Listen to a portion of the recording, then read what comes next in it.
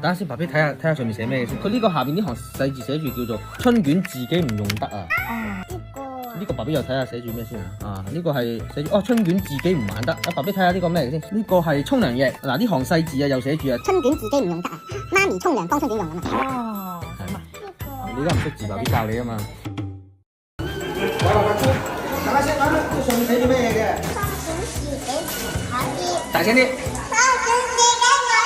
咁要點㗎？哦，好。點知幼兒園文憑都未到手嘅佢，居然聽入去嘅唔單止係嗰句話。呢度上面寫住春卷下午可以食3粒，跟住嗱呢度仲有4個字啊，今晚唔食啊，係咪？今晚春卷呢個可以食嘅。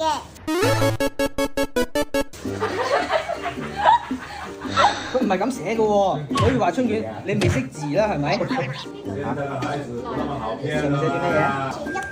食一個啊！但係佢上面寫住咩嘢？你話俾爸 B 聽先啦。上邊寫住春卷你可以食一個。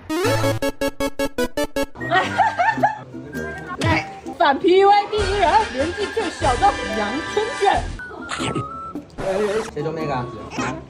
係啦，一個嘅係咪？滿唔滿意？開唔開心？係啦，下晝再食啦。Later。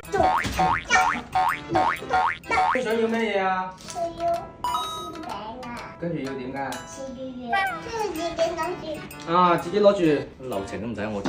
要好我飲水。恐龍炸加衣飲，春卷真係飲。春卷真係啦。